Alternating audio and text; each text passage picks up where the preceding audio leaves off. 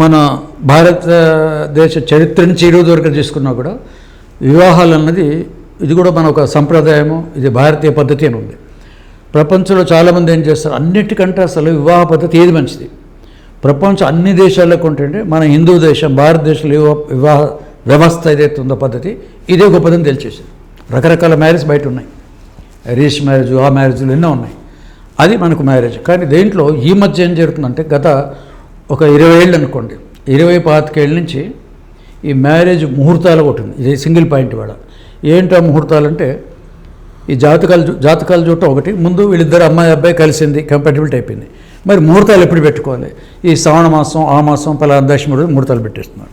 ఇది పెట్టిన తర్వాత మ్యారేజ్ కార్డు మీద మనకు అవన్నీ రావనుకోండి, డేట్ అయితే ఇస్తారు కదా, November 5th మా ఫ్రెండ్ బర్త్ డేటు, December 21 చూస్తే ఒక డేటే మనకు కిందో టైం చూస్తాం అనమాట. వీటి మీదనే మేము రీసెర్చ్ చేసింది, ఈ ఒక్క వివాహ చట్టం మీద రీసెర్చ్ చేసి 10,000 కేసులు తీసుకొని అన్నీ మొత్తం త్రోట్ ఇండియా కాస్మెటిక్ కనెక్ట్ తీసుకొని చేస్తే ఈ మ్యారేజ్ డేట్లు ఎలా ఉంటాయని చూస్తే దాంట్లో 70 to 80% కొన్ని డేట్లలో కొన్ని మ్యారేజ్ చేస్తే ఫెయిల్ అవుతుంది.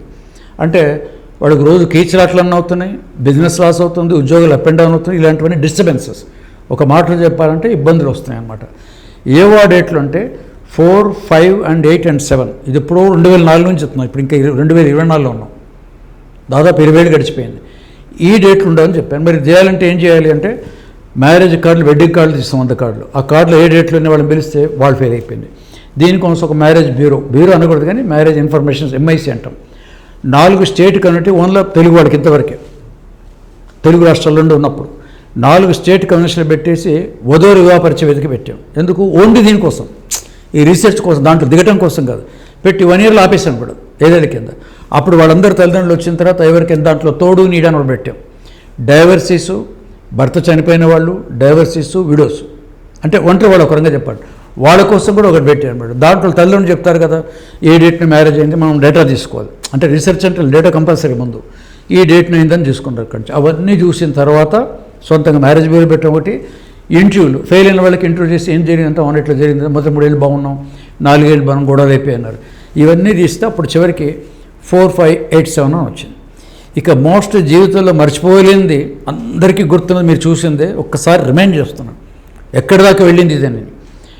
రాజశేఖర రెడ్డి గారి గవర్నమెంట్ ఇక్కడ ఉన్నప్పుడు సామూహిక వివాహాలు జరిగాయి. మొదటిది వైజాగ్లో జరిగింది, రెండోది కాకినాడ, మూడోది మన హైదరాబాద్లో జరిగింది.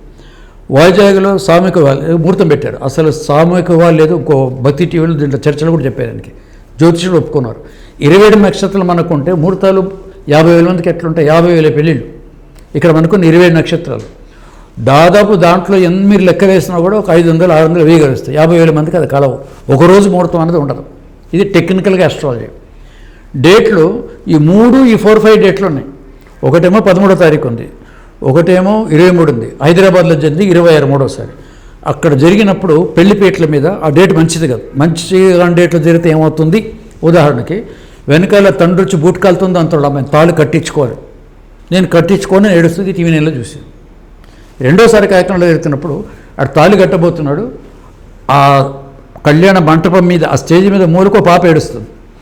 ఈ అమ్మాయి ఏం చేస్తుంది, ఒక్క నిమిషం సార్ ఆ పాపకు పాలిచ్చేస్తాను అంటాడు. అంటే దాని అర్థం ఏంటి, ఈ పాపకు ఆల్రెడీ మ్యారేజ్ అయిపోయింది. ఇలాంటి దాంట్లో చూసాం, లైవ్లో ఎగ్జాంపుల్ చూసాం. మా అన్నం మెతుకోడు ఇదేదో అని చెప్పి మళ్ళీ మూడోసారి టైమ్స్ ఆఫ్ ఇండియా హైదరాబాద్లో వాళ్ళు ఒక ఇంటర్వ్యూ ఉందండి. హైదరాబాద్లో ఒక 5-6 ప్రముఖ జ్యోతిషులు కూడా ఇంటర్వ్యూ చేస్తున్నాం, ఒక స్టోరీ రాస్తున్నాం. హైదరాబాద్లో రేపు అంటే 26వ తేదీ నెంబర్ 8 రోజు సామూహిక వివాహాలు జరుగుతుంది. 50,000 పెళ్ళిళ్ళు ఇక్కడ కూడా జరుగుతున్నాయి. ఏంటి దాని ప్రత్యేకత, అంత గొప్ప ముహూర్తమా, అది ఎవరు నిర్ణయించడం? అమ్మ అవన్నీ నువ్వు వాళ్ళ దగ్గర పోతున్నా స్టోరీ అడుగు, నా గురించి నేను చెప్తాను, 4 ముక్కలు చెప్తాను. రేపు 26 అంటే నెంబర్ 8 అంత మంచిది కాదు, ఇట్ ఈస్ నాట్ ఆస్పీషియస్ జరగదని చెప్పాను. If it take place what will happen అంది. అమ్మ నేను కొన్ని పండితులతో ఉన్న పరిచయం ద్వారా సాధ్యమైనంత వరకు ఈ ఫీల్డ్లో నెగిటివ్ మాట్లాడకూడదు, ఆ నెగిటివ్ కూడా పాజిటివ్ చేసి చెప్తాం అనమాట. నాట్ ఆస్పీషియస్ అన్నాను. అరటిపండు నున్నగా ఒక రోడ్డు మీద అరటిపండు తొక్కున్నాను, కాలు పెట్టద్దు అన్నాను. పెడితే ఏమవుతుందంటే ఉండదు చెప్పాలి, జారి పడతారు పాలు రాలుతాయని చెప్పాలి. అది చెప్పడం ఇష్టం లేదు, అప్పటికే అర్థమైపోయి ఉండాలి. 3 సార్లు అడిగింది, 3 సార్లు ఇట్ ఇస్ నాట్ ఆస్పిరేషన్ చెప్పాను, అయిపోయింది. మర్నాడు 12:30కో ఆ పెళ్లి ముహూర్తం పెట్టారు. అక్కడ పెళ్లి ముహూర్తం ఉంది, హైదరాబాద్లో 2 చోట్ల బాంబేల ముహూర్తం. ఒకటి గోకుల్ చాట్ బండార్, చాలామంది చూసే ఉంటారు కోటిలో.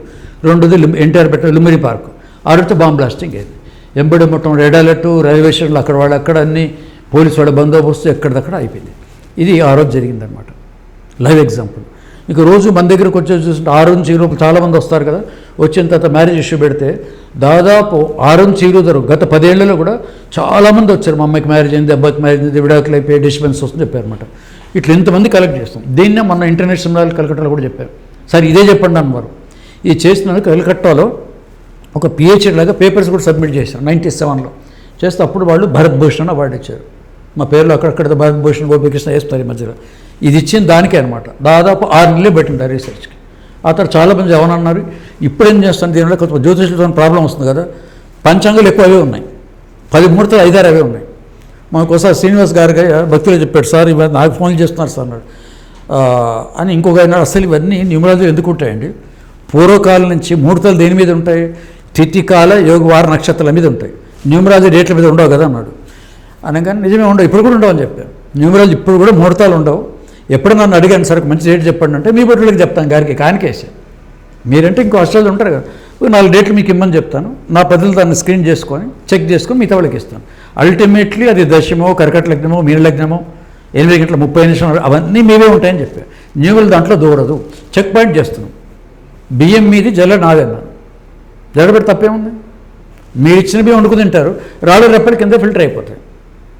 ఇంకా ఈ ఆర్గ్యుమెంట్కి ఇక తిరిగి ఉండదు కదా. ఇంతవరకే చేస్తాం, మన లిమిట్స్లోనే ఉన్నాం అనమాట. ఇట్లా ఇవి జరిగాయి చాలా వరకు. దీన్ని కేపీ సిస్టమ్ ఆఫ్ అస్ట్రాలజీ, మిగతా అస్ట్రాలజీలో వాటి ముహూర్తాలు ఉంటాయి కదా, వాటిలో ఏమున్నాయని టాలీ చేస్తాం. కొన్నిటిని టాలీ చేస్తే దాంట్లో కూడా అతుకుతున్నాయి అక్కడక్కడ. ఈ పంచాంగ ముహూర్తాలు కుదరట్లే కానీ మిగతా యాంగిల్లో చూస్తే కురుస్తున్నాయి అనమాట. మామూలుగా అక్కడ నెంబర్ 4 అంటే ఏమనుకోవచ్చు, రాహు. అది అంటే ఏ రోజు డేట్ జరిగినా రాహు అంటే ఆ రోజు పెళ్లికైతే కాదు, పెళ్లికి జ్యోతిశాస్త్రుడు ఏం చెప్తుంటే ఎవరు ఈ మొత్తం ప్లాంట్లు ఎవరు అసలు సుముఖంగా ఉంటారంటే అయితే గురువు లేదా శుకుడు అంటుంటారు ఎక్కువ మంది. ప్రత్యేక సందర్భంలో శని చేస్తాడు, దాని తగ్గట్టే మ్యారేజ్ కూడా ఉంటుంది. లవ్ మ్యారేజ్, సీక్రెట్ మ్యారేజ్ అవే ఉంటాయి.